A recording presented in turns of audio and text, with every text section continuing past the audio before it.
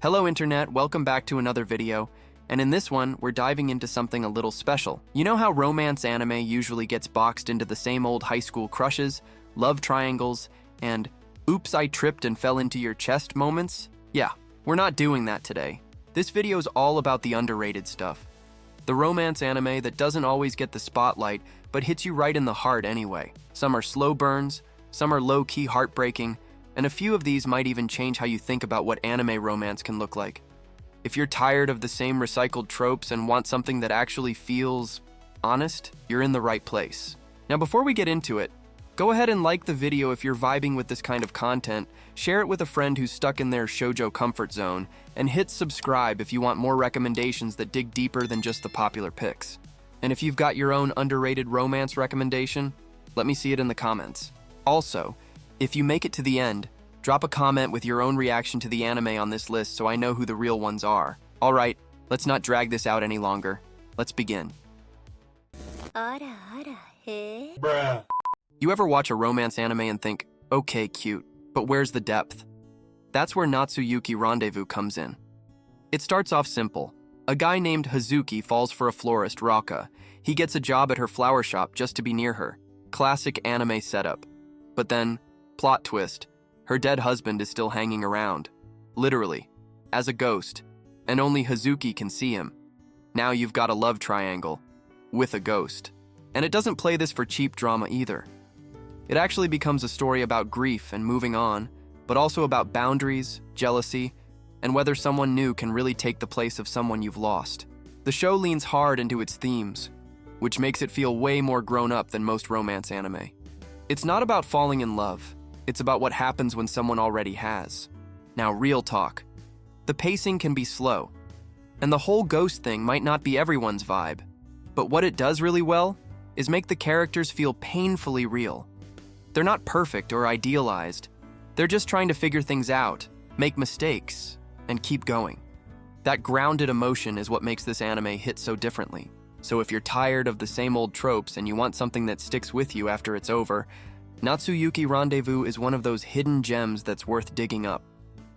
Then there's the Forest of Fireflies. And listen, this one might only be 44 minutes long, but it will absolutely wreck you. It's about Hotaru, a girl who gets lost in a forest and meets a spirit named Gin. He's kind, soft-spoken, and there's just one rule. If she ever touches him, he disappears forever, and yeah, they keep meeting every summer. So it becomes this soft, slow, incredibly emotional story about a love that literally can't be physical. No hand-holding, no hugs, nothing. It's kind of like your name if your name was stripped down to its bare, aching essence. Now you might be thinking, it's under an hour, how deep could it go? That's fair. It doesn't give you big arcs or tons of backstory, and honestly, you might wish there was more. But that short runtime is kind of what makes it hit harder. It's like a perfect little heartbreak shot straight to the chest, and it never overstays its welcome. The animation is gorgeous in that soft, nostalgic way that makes you feel like you're watching someone else's memory. It doesn't do anything flashy, but it doesn't need to. The quietness is the whole point. This isn't a dramatic romance. It's about the sadness of timing, of closeness you can never quite reach, and the beauty in that kind of pain. If you've ever fallen for someone at the wrong time or from the wrong world, The Forest of Fireflies is going to hit all the way home.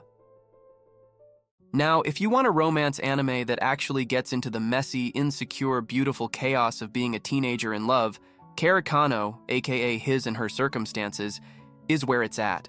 Yukino and Arima look like your standard overachieving perfect couple, but the twist is both of them are faking it, like hard.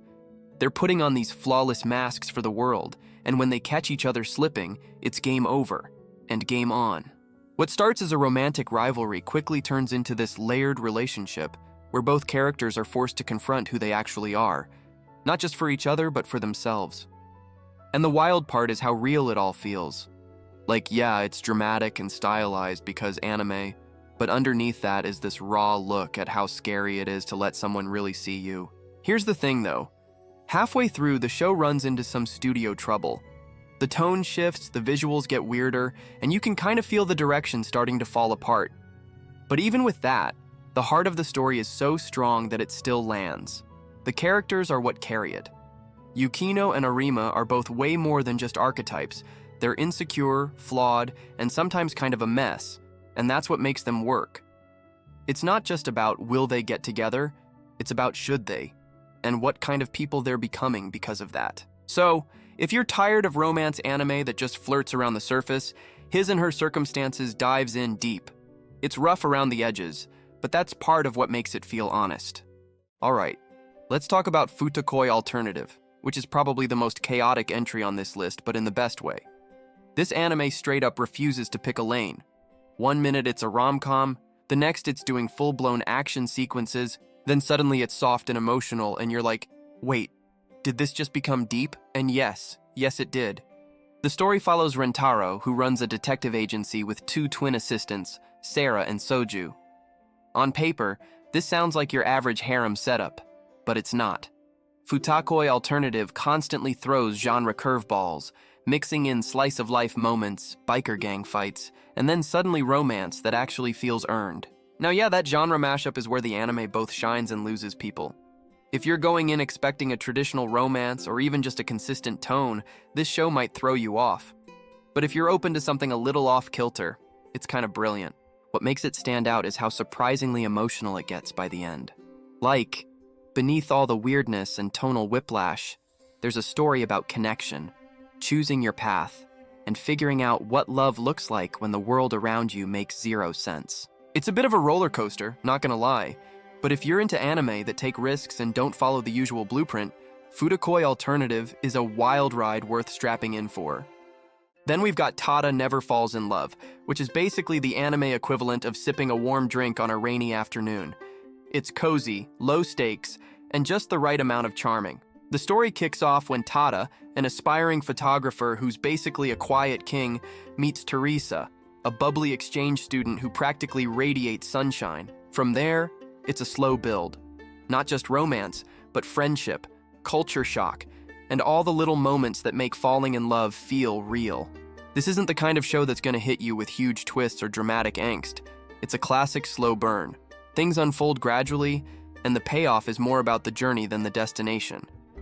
And that's where the charm is.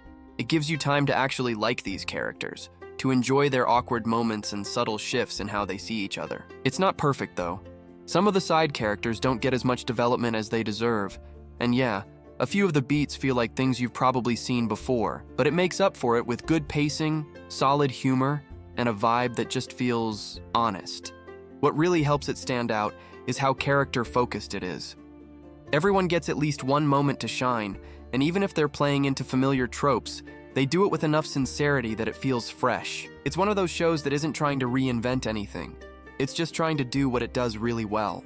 So if you're in the mood for something soft, romantic, and emotionally low risk, Tada Never Falls in Love is that reliable comfort watch you can always come back to.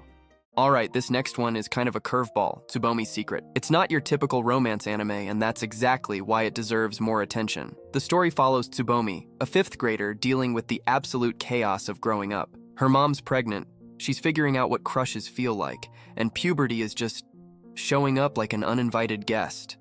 It's awkward, it's sweet, and surprisingly honest. What makes this series stand out is how it tackles these super early coming-of-age moments with a lot of empathy. It doesn't talk down to its characters or the audience. It actually treats Tsubomi's experiences with the seriousness they deserve, which is rare in anime that centers on kids, and somehow it manages to be hilarious without being cringy. Like, the comedy lands because it's so relatable. You either were Tsubomi or you knew someone just like her. Now yeah, this one's not gonna hit the same for everyone. If you're an older viewer looking for a more mature romance, you might not fully vibe with the subject matter. It's very much about the earliest sparks of attraction and emotional confusion, not sweeping love stories or dramatic breakups. But if you're someone who appreciates stories that capture real emotions in small, innocent moments, and especially if you want something wholesome and completely off the usual romance radar, Tsubomi's Secret is surprisingly impactful. It's short, it's sweet, and it's got more heart than you'd expect from something that's technically about middle school. Let's switch gears for a second with Blue Box. It centers around Taiki, who plays badminton, and Chainatsu, a basketball player he secretly likes. Sounds pretty basic, right? But Blue Box takes its time, building a slow-burn romance out of shared goals, early morning practices, and tiny emotional shifts that hit way harder than you'd expect. What sets this one apart is how real everything feels. There's no love triangle drama, no over-the-top declarations, just two people slowly orbiting each other, figuring out how to handle their feelings while still chasing their dreams. It doesn't rush the relationship. And honestly, that's kind of the magic. You're watching something grow quietly, with all the tension and subtlety that real-life crushes have. It does lean heavy on character introspection, so if you're the kind of viewer who likes big plot twists every few chapters, this might feel a bit slow. But that pacing actually gives the story room to breathe, and it makes the payoffs, emotional or romantic, feel earned. What's really impressive is how the anime communicates so much through its visuals. A glance, a moment of hesitation, an empty frame. Blue Box uses silence to speak volumes. It's kind of like Haikyuu meets Kimi ni Todoke, but without trying to be either. If you're into sports anime or you just want a romance that doesn't rush the ride, Blue Box is a standout. Keep your eyes on this one. Once it gets adapted, it's gonna blow up. If you're looking for a romance anime that doesn't sugarcoat anything, Paradise Kiss is that unapologetically messy, brutally honest gem. It follows Yukari, a high school girl who's basically coasting through life until she gets pulled into the eccentric and demanding world of fashion by a group of design students. What starts as modeling quickly spirals into something deeper as she confronts who she is, what she wants, and who she's willing to become to get it. And yeah, there's romance. A complicated, intoxicating, sometimes painful romance. Yukari falls for George, who's talented, charming, and not exactly boyfriend of the year material. Their relationship is electric but messy in that way real relationships can be. It's not about finding the one. It's about figuring out who you are when you're in love with someone who might not be right for you. That's probably why this show flies under the radar for a lot of people. It doesn't offer a clean, satisfying love story. It offers growth. The characters don't always make the right choices, and the relationships aren't always healthy, but it's all real. And that realism hits differently when most anime romances are built around wish fulfillment. Some people might be turned off by the toxicity or the emotional chaos. Fair, but visually it's stunning. The fashion is sharp, the animation is stylish, and the music sets the tone perfectly. It feels like watching a slice of someone's life unravel in all the best and worst ways. Paradise Kiss isn't trying to be wholesome, it's trying to be honest. And if you're in the mood for a romance anime that'll challenge you instead of coddling you, this one's absolutely worth your time.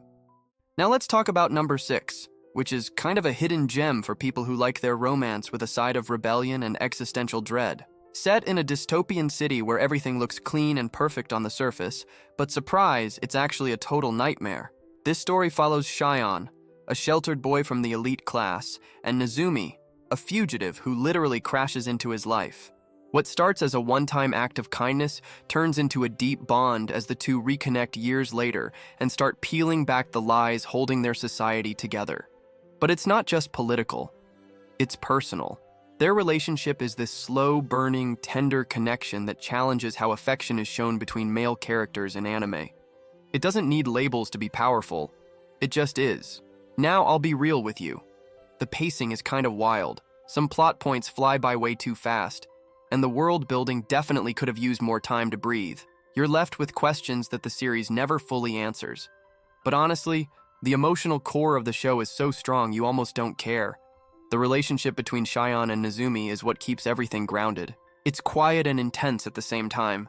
You're watching two people from completely different worlds slowly learn to trust each other, challenge each other, and care about each other in ways that feel incredibly raw and honest.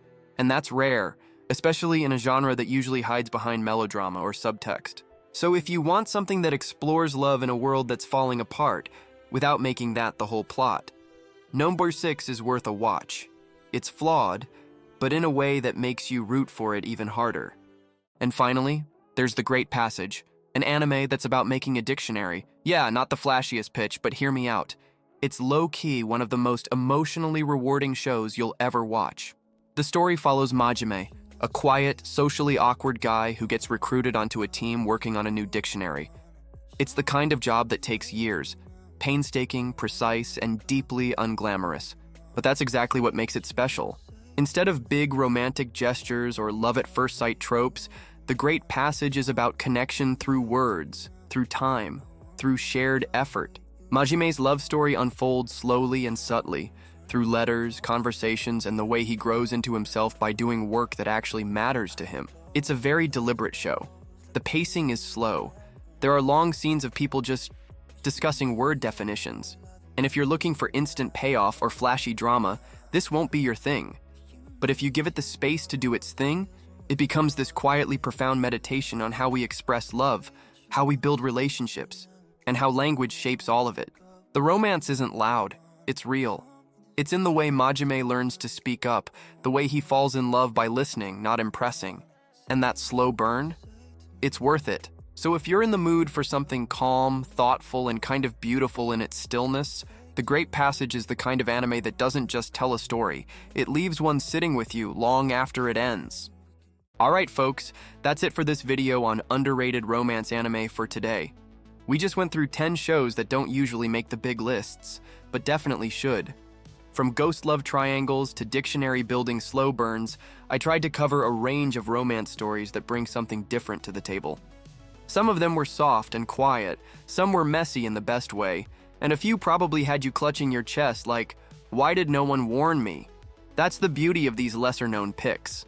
They hit different, and they stick with you longer than you'd expect. If you enjoyed the ride, go ahead and hit that like button, share it with someone who's stuck watching the same 3 romance anime on repeat, and subscribe so you don't miss the next batch of anime that deserves way more attention.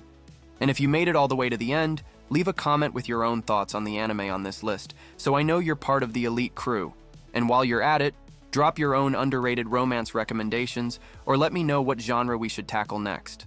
Alright, hope you found at least one new anime to add to your watch list. Thanks for hanging out with me, it means a lot.